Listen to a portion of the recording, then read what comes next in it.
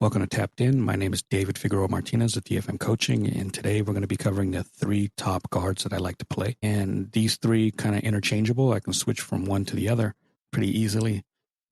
They encompass three specific distances. Once we're kind of within arm's reach, maybe a little closer than that. And my number one that I've been doing for the majority of my 14 years is butterfly. And I would also encompass butterfly half with that. And if you're unfamiliar, butterfly hook or butterfly guard uses your feet to hook along the thighs growing area. And I can lift, I can push you away. I can off center by lifting one hook higher than the other. So it gives me a lot of leeway in moving weight. And it is different than some guards that kind of like push away or trip up. This one actually lets me lift.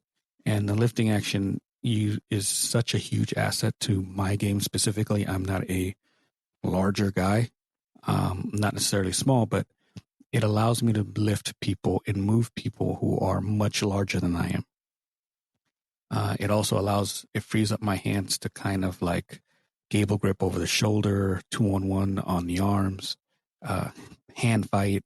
It gives me a lot of leeway in that sense. I can play it sitting up or flat on my back. I can, again, if I'm going to incorporate butter half with that, and it's going to kind of bridge the distance between half guard and butterfly guard, it allows me to off center with one of the hooks kind of off and one still in that half guard territory. What I genuinely like is by far the lifting and moving. If you could picture like a forklift, that's in essence what we're going to end up doing with people's weights. It allows me to get into and out of tight spaces because I'm pretty flexible with my hips and my knees that I can usually get a hook in at some point in the round, even if I'm getting smashed. And that tiny hook, if you will kind of just give me enough space to kind of swivel my hips or change the angle so it's a little bit more beneficial to me. What your hands do is specific to what you want to do probably after that. If you're playing more like Gordon Ryan, he likes to clasp a gable grip right over the shoulder. I utilize that quite a bit. If you are playing more of a underhook series, then you can get both arms under the armpits, gable grip behind the back. That's pretty useful. If you are just using it to move weight, oftentimes I can put my hands on the rib cage, on the armpits, and it can allow me to lift, push back, create a little bit of an angle, and maybe I'm pushing off diagonally. It's by far my favorite and more useful guard. I've been playing it for so long. I started with Marcelo Garcia and emulating his game. Not that I was his student, but I emulated a lot of his game, and I studied him thoroughly based on what he was doing, and we had similar body types. So it just kind of fit with me. You do not have to be short to do this. It helps because you can get the hooks in a little easier, but I'm seeing tall people do this. I'm seeing bigger people do this. So it's not limited to size. And what I really love about any of the three guards that I'm going to go over today is that they work gi no gi. They are not specific to cloth grips, kind of like Spider Guard is. So I can utilize it regardless of the game that I'm playing, which is a huge asset for me. Now, the next guard that I love to play is half guard. And that half guard for me is a way of slowing the game down, specifically when I'm going against people that are really athletic or high energy. I don't like being disengaged, kind of like a sit-up guard where I don't have a hook or a wrap on a leg.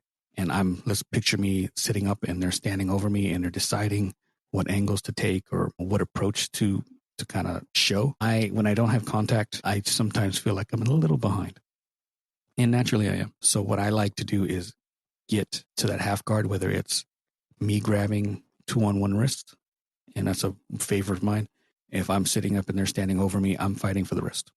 And if I can get both of my hands on one of their wrists, I could typically get into one of the guards that we're reviewing today.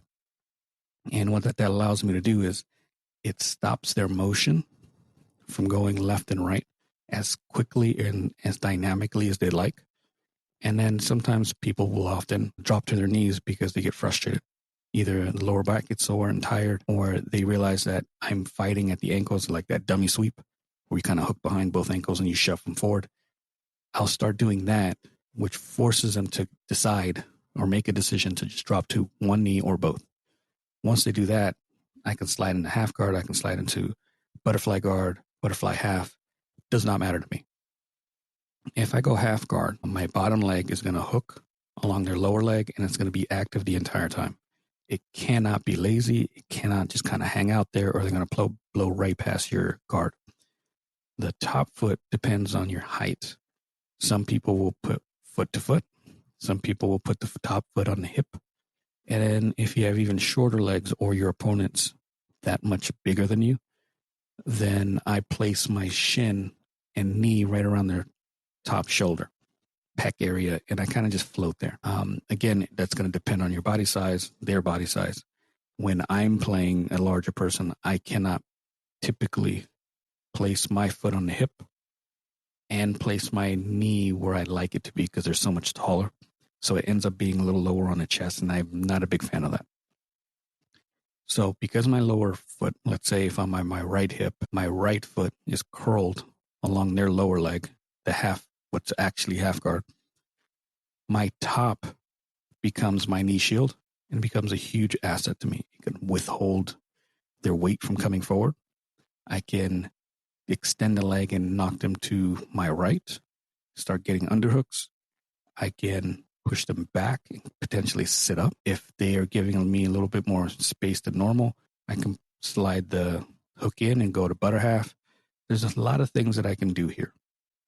I can go for kimuras. I can go for 2-on-1 arm drags. If we're in the gi, I can start going collar chokes, loop chokes. There's such a rich game here, and it's in my favor guard-wise. Yes, I'm on bottom. I don't want to be there necessarily, but it allows me to play a safe and slower game. It's almost like putting someone in quicksand or putting them in a weighted jacket. They don't move as fast. You can control their movements. You can control where they go, and you can just kind of have a war of attrition in there as long as you can keep the weight off. If they start passing that knee shield, it becomes a whole nother problem. My next favorite is reverse de la Riva. And the reason I like reverse de la Riva is because it became natural for me when people would knee cut. There was a couple of guys at the gym where I was coming up that knee cut it really, really well. And once they got to a certain point, I could not defend it. But if I can wrap my inside leg along the leg that they want to knee cut with, so my leg traverses over their lower leg, but under their thigh if they're doing knee cut. And then that foot would flare against the thigh and it would be active the entire time. If my foot relaxes, the tension in that leg kind of relaxes and goes away and they can blow past it. On the outside leg, I would put that foot or the ball of my foot where my toes are right against the hip. Not too long, too far in. If I go to, let's say, the belly button, they have a steamer lock and they can start leg dragging. It becomes a problem. But if I put my foot in the hip, I can now push back. I can pull in. It's harder for them to disengage because I have the wrap on the inside leg that they want to knee cut on. And then my foot on the outside kind of monitors. It is a huge game or aspect of the game for me. I love going there on my own, and I love going there when people knee cut. There's a tripod sweep off of that. There's a version of the tripod sweep where I attack the opposite leg. There's bimbolo on the leg that I'm trapping. I can slide my outside foot in a butterfly hook fashion and go right into butterfly guard. When they get tired, sometimes they drop their knee down and we end up in half. I could hook that same leg on the lower, more towards the ankle, and shoot the entire leg back and end up in a half guard when I choose. There's a lot of different things that I can do from that position that I genuinely love doing. It's one of the few places that I love doing berimbolo because I can do it safely. I genuinely love the tripod sweep from there. When we're in that position, my inside hand will either cup the back of their ankle, heel, or get a really soft grip on the pants, like the very end of the pants. I don't pull and I don't push. I just get this grip and they barely notice that's going on. And then when they start to want to drive the weight forward, or when they want to try to disengage, disengaging is a beautiful one. I push with the top leg that's on the hip, and I cut my inside leg that's wrapping back away from them, and it just trips them up. And if I time it just right, there is very little muscle in it. It's almost as if they want to disengage. They start to push back. They want to step, and I take that step out from under them, and they just fall. If you are doing this, I highly recommend grabbing the outside arm, because when they fall, they tense up. And once they tense up, because of your grip on the arm, you can then come up with their own weight. 3 guards that I absolutely love. I understand that the reverse de la Riva is a little bit more complicated. Maybe not something a brand new student may take to, but half and butterfly half are 2 guards that I recommend anyone that's getting into jiu-jitsu. It, again, allows you, all 3 guards will allow you to play that from gi to no gi. You can play it whether you're a big guy, small guy, man, woman. You can play it defensively because you just happen to be there, or you can actually make it a guard of your choice and start building around it. There are some other guards that I play as well, but these 3, because of their versatility, allow me to do a lot of the things that I love doing. And they've become the core of my game in general. If you have any questions on these 3, hit me up. I can provide videos either of me doing it as a practitioner or as an instructor teaching it, or I can give you some videos of people who are doing it really well. If you want to work with me, DM dfm.2099 on Instagram or Threads.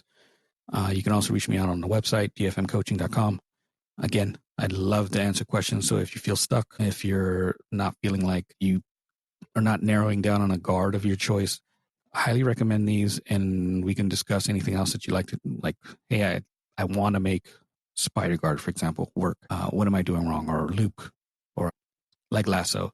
We can review it, ask questions. I love answering questions. Additionally, this is episode 30, so I'm kind of excited. I did not anticipate that I'd get this far. And honestly, I didn't even anticipate that I'd be doing this, period. So thank you for the support. Genuinely appreciate it. Until next time.